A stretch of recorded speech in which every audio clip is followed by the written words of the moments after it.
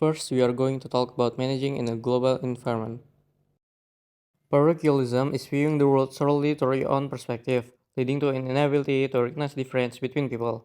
Parochialism is an obstacle for many US managers and stems from monolingualism. Managers might have one of three perspectives. The first is an ethnocentric attitude is the parochialistic belief that the best work approach and practice are those of the home country. Second, a polycentric attitude is the view that the managers in the host country know the best work approach and practice for running their business. Third, a geocentric attitude is a world-oriented view that focuses on using the best approach and people from around the globe. Fourth, to be a successful global manager, an individual needs to be sensitive to difference in national customs and practices. Understanding the global environment. Several significant forces are reshaping today's global environment. Important features of the global environment include regional trading alliances and different types of global organization. Regional trading alliances are reshaping global competition. First, the European Union. The European Union is a union of 27 European nations created as a unified economic and trade entity. Second, the North American Free Trade Agreement. NAFTA is an agreement among the Mexican, Canadian, and US governments in which barriers to trade have been eliminated.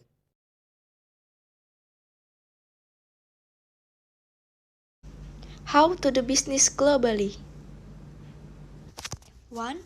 Research and narrow down your markets of opportunity. 2. Be culturally sensitive.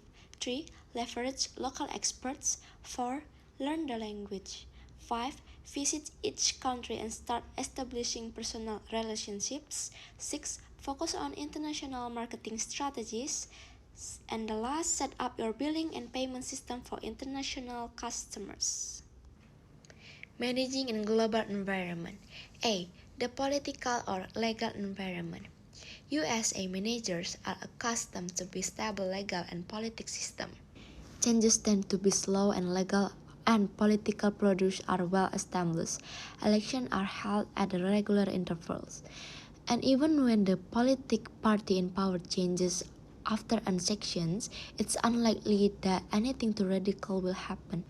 B. The economic environment. Global managers must be aware of economic issues when they doing business in other countries.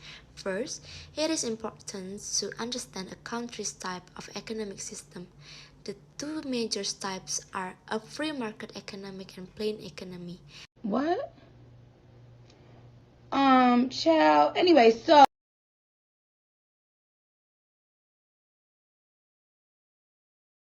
Managing diversity.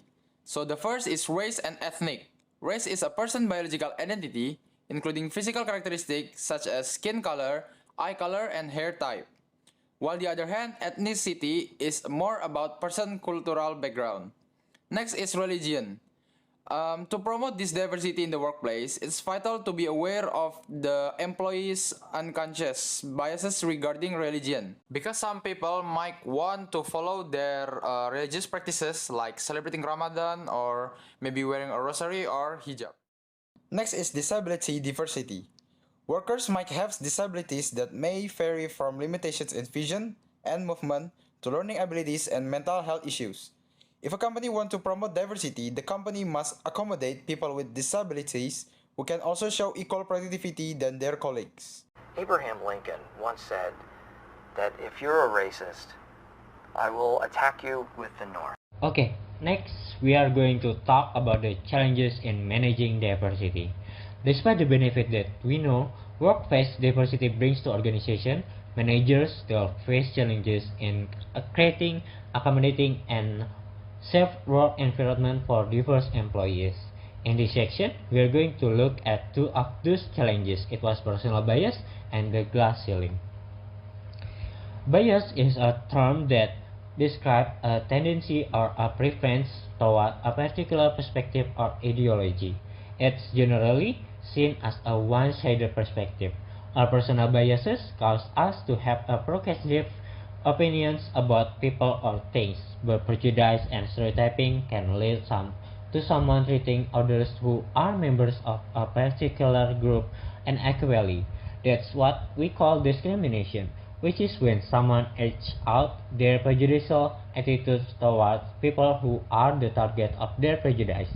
The idea of ceiling means that there is something blocking upward movement, and the idea of glass is that whatever blocking the way isn't immediately apparent.